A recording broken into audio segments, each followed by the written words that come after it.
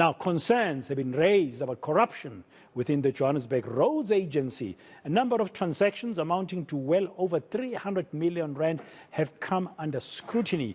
JRA's acting CEO Louis Nel joins me now to talk more about this. Mr. Nel, good afternoon. Welcome to Today on eNCA. Thank you very much for your patience, having been waiting there while we're doing the other live reports. Now, the trade union SAMU, I'm sure you've seen their statement. They are saying that there's what they call cancerous fraud and corruption within the JRA, and there are a number of instances that they are mentioning in their statement dating back to the financial year 2018-2019. What's your response to these allegations? I would like to first of all agree and say that any corruption and fraud within any entity is bad for the entity, and so that I want to agree with. Then I want to also say is that when it comes to fraud and corruption, that there's mechanisms within the JRA that we are constantly dealing with this, and then we're also dealing with inputs from several avenues. Sometimes it comes through a whistleblower, sometimes it comes through internal personnel, sometimes it comes through the unions. So it's important to understand that we are constantly dealing with it, and that we are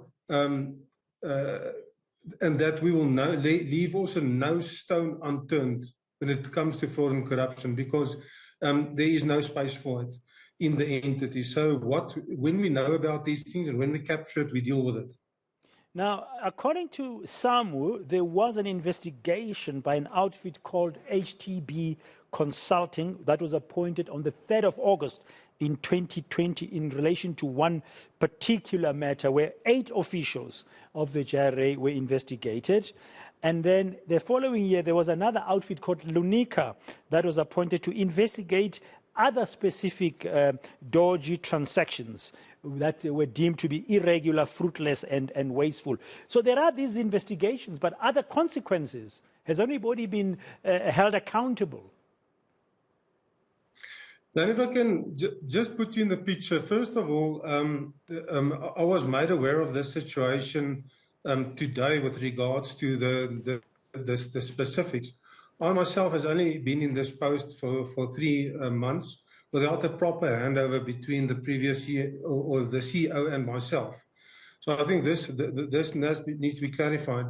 So the just and the information that is shared with us, we will deal with that so that we can understand how far those investigations is.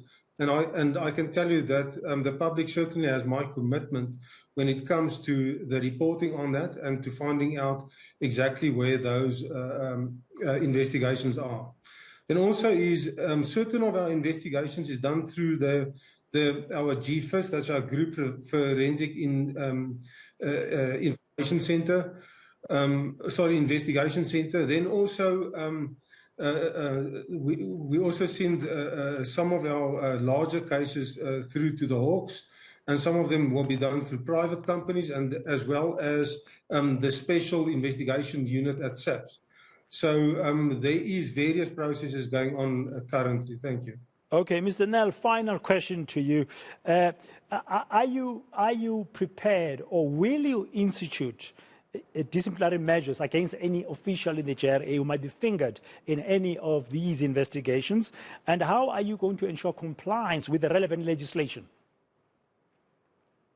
Most definitely. I mean, first of all, the MFMA guides us with regards to the King 4 and good governance that we have to react on any allegation.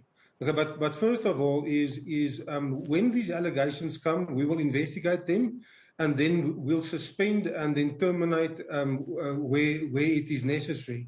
Also, is some of these allegations is sometimes misleading, and some of the information is sometimes falsified. So it's important that the course of justice takes place before action is taken. Also is myself as the accounting officer cannot go and place half of JRA under suspension because of allegations. So we have to act on the facts after an investigation has been concluded. Thank you very much for your time this hour. That's the acting CEO of the Johannesburg Road Agency, Mr. Louis Nel.